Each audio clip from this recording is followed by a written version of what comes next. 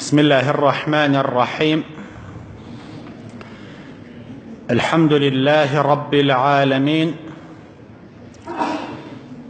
والصلاة والسلام على أشرف المرسلين سيدنا محمد صلى الله عليه وسلم وعلى آله وأصحابه وأمته أجمعين إلى يوم الدين. مسلمانانی بەڕێز و خۆشەویست، ڕۆژوەوانانی ئازیز، السلام عليكم ورحمة الله وبركاته.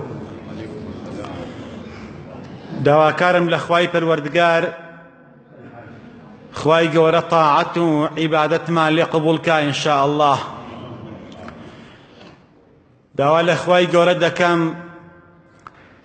لەو دەرگایەی کە لە بەهەشتایە و ناوی دەرگای ڕەیانە و دای ناوە بۆ ڕۆژوەوانان، داوای لێ دەکەم خوایە لەو دەرگایەوە ئومەتی پێغەمبەر صلی الله عليه وسلم بۆ تایبەتی گەلی کوردی موسڵمان لەو دەرگایەوە بڕۆنە بەهەشتەوە ئینشاء الله.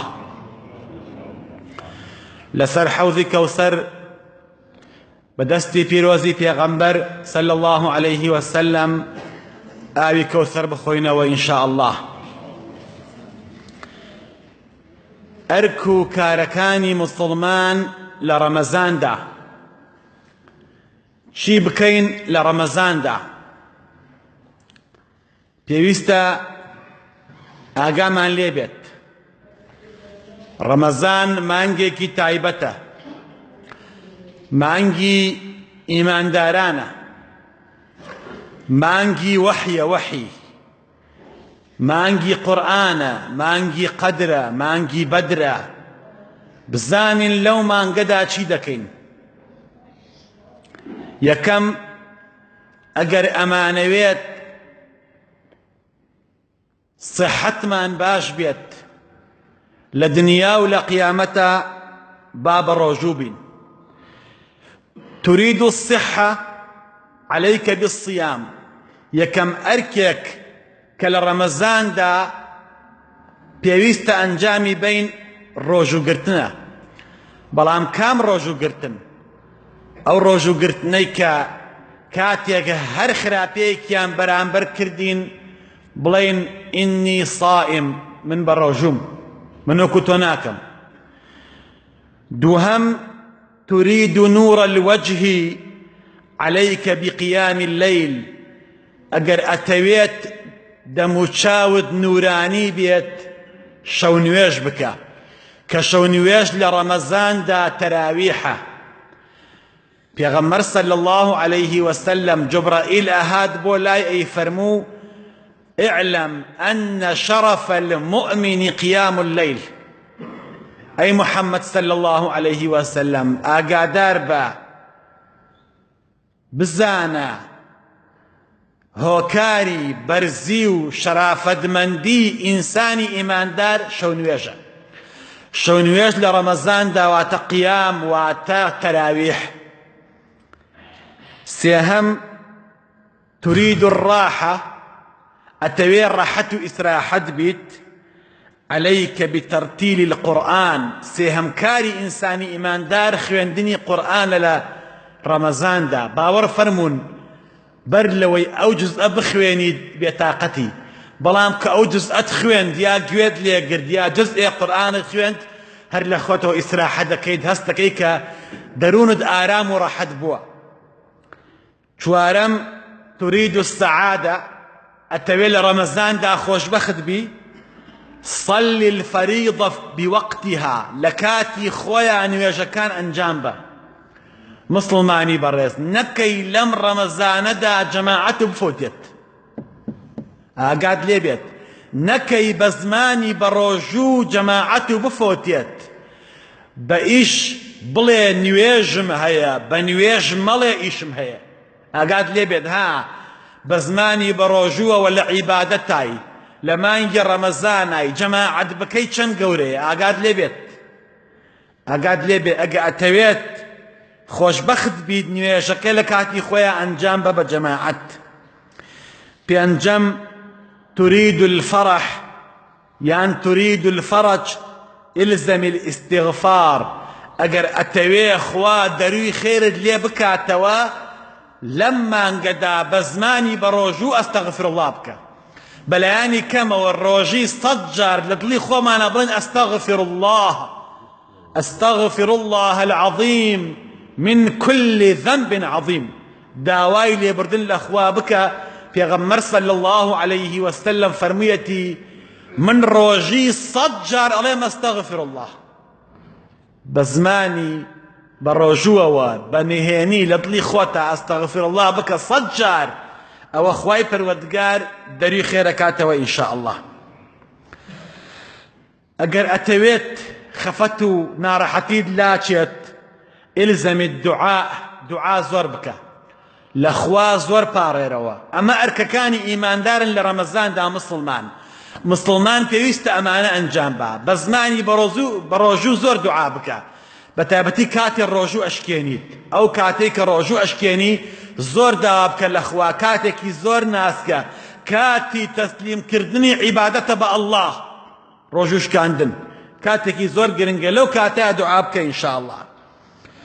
حوتەم تريد زوال الشدة ئەگەر ئەتەوێ قرسایی ژیان لەسەرتەوە لاچێت ئەرکت گران نەبێت ئەوە قل لا حول ولا قوة إلا بالله بەردەوام ئەم زیکرە بڵێ مادام ژیانت قرسە مادام ناڕەحەتی مادام ڕزقت کەمە بەردەوام بڵێ لا حول ولا قوة إلا بالله. ئەمە دوعایەکە ناڕەحەتی لا ئەبا ئیش و کاری گران ئاسانەکە زۆر بە زمانی بڕۆژوو ئەمە بکە مسلمان. هەشتم ئەگەر ئەتەوێ بەرەکەت لە ناو ماڵ و مناڵتا هەبێت تريد البركة بە زمانی بەڕۆژووەوە لەم مانگی ڕەمەزانەدا ئەگەر ئەتەوێ بەرەکەت لە ماڵتا هەبێت لە ژیانتا هەبێت لە ڕزقتا هەبێت أكثر من الصلاة على رسول الله صلى الله عليه وسلم زۆر صلوات بنێرە بۆ ڕۆحی پاکی پێغەمبەر صلى الله عليه وسلم بە زمانی بەڕۆژووەوە اللهم صل على سيدنا محمد وعلى آله وصحبه وسلم زور صلوات بنيارة بركة رؤكات مال ومنال وجيان تمن معنى إن شاء الله. نوهم تريد أن تحترم بين الناس أتوي خلق الرزق بقرن أتوي خلق احترامت بقرن أتوي لا خلقي بالرز بي احترم الناس دي احترامي خلقي بقرن لما انقدع هولبا رێزی خەڵکی بگرە لەممان گەدا هەوڵ بە نەرمونیان بە محتەرەم بە ڕێز بۆ بەرامبەرەکەتدا بنێ قسە گوێ لە قسەی خەڵکی بگرە قسە بە خەڵکی بە جوان بکە ناشرین قسە مەکە. ئەگەر مسلمان ڕۆژوەکەی وای لێ نەکا لە گوێن و لە قسەی خراپ و لە غەیبەت بیپارێزێت ئەوە ئەگەر وای لێ نەکا هەر غەیبەت بکات و هەر قسەی خراپ بکات و گوێن بات خوا احتیاجی برسی بوون و تینوبوون نییە بەڕاستی. بۆیە ئەگەر ئەتەوێ ڕێزدار لەناو مسلمانانە ڕێزی خەڵکی بگرە. دەیەم تريد الخير لنفسك ئەتەوێت خێر دەستی خۆت خەیت ئەتەوێ خێر دەستکەوێت تەمەنە الخير للآخرين تەمەنای خێرکە بۆ خەڵکی تر ئەگەر ئەتەوێ خێرت دەستکەوێت تەمەنای خێرکە بۆ خەڵکی تر بۆ ئەهلەکەت بۆ خزمەکەت بۆ دراوسێکەت. بازارێک هەبوو لە بەغایە ناوی بازاری متەنەبی بوو ئەو بازارە گەڕی کرد تەلەفۆنیان کردبوو بۆ مسلمانێک دوکانەکەی لە بازاری متەنەبیە وتوبیان فلانە کەس بازاری متەنەبی گڕی گرت بەڵام بازارەکەی تۆ و دوکانەکەی تۆ و شوێنی و مەحەلەکەی تۆ بە سەلامەت دەرچووە. ئەویش وتوبی الحەمد لله الحەمد لله من سەلامەت دەرچووم. ئەڵێ دوایی بیرم کردەوە وتم خۆ ئەوانەش وەکو من ڕزق و ڕۆزیان لەوێ بووە ئەوانەش وەکو من ماڵیان سوتاوە ئەبێ من بۆچی بۆ خۆم پێم خۆش بێنە سوتاوە و خەفەت بۆ ئەوان نەخۆم. سوێند بەخوا ئەڵێ 20 ساڵ داوای لێ خۆشبوونم لە خوا کرد لەبەر ئەو قسەیە هاتم ئەو ماڵەی کە هەم بوو دابەشم کرد بەسەر هەموو ئەوانەیە کە زیانیان بەرکەوتو بوو. ئەگەر ئەتەوێ خێر دەستی خۆت خەیت، خێرت بۆ خۆت ئەوێ، تەمەنە الخێرە للئاخرین، تەمەنای خێر کە بۆ خەڵکانی تریش. لە کۆتاییدا ئەمە ئەڵێن مسڵمانەکان پیتێک هەیە لە زمانی عەرەبیا پێی ئەڵێن پیتی ساد. ساد پیتی چی؟ صاد. فیتامین صاد. فیتامین صاد چییە؟ بریتیە لە چی؟ صوم، صەلات، صەدەقە، صەبر، صلة رحم، صحبة صالحة، صلاة على النبي. أما چییە فیتامین صادە؟ صيام، صوم. فیتامین صاد چییە؟ صوم ڕۆژوو. صەلات هەر بە صاد دەست پێ ئەکا، نوێژ. صەدەقە هەر بە صاد دەست پێ ئەکا، خێر و خێرات. ئەنجاوەکو صەبر ئارامگرتن ئەوەشمان هەیە، ئارامەگرن لەسەر تینوێتی و برسێتی و خەڵکیش ئازارمان با مادام بە ڕۆژون قسە ناکەین. صلح، صوم، صحبة صالحة، هاوڵی چاک هەر صاد دەست پێ ئەکا.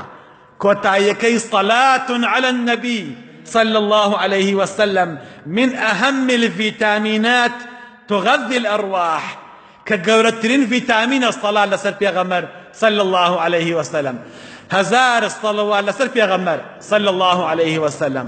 خوا لەگوناه مان خۆش بیت، خوا عاقبەت خێرمان کەیت، خوا ڕەحممان پێ بکەیت، خوا ئیمانمان خوا تاعەتمان قبوڵ کەیت، خوا شیفای نەخۆشەکانمان بێت، خوا شیفای نەخۆشەکانمان بێت، خوا ئیسلاحی حاڵمان بکەیت، خوا دوعاکانمان گیرا بکەیت، خوا گیان موفەقمان بکەیت بتوانین ئەم مانگە بە جوانی بە ڕۆژوو بین. یا ربی خوا دوعاکانمان گیرا بکەیت، خوا ڕزق و ڕۆزی حەڵالمان بەنسیب بکەیت، خوا شیفای نەخۆشەکانمان بدەیت. یا ربی هەر کەسێ نەخۆشە و داماوە و زەلیلە خوای گیان شیفای بدەیت.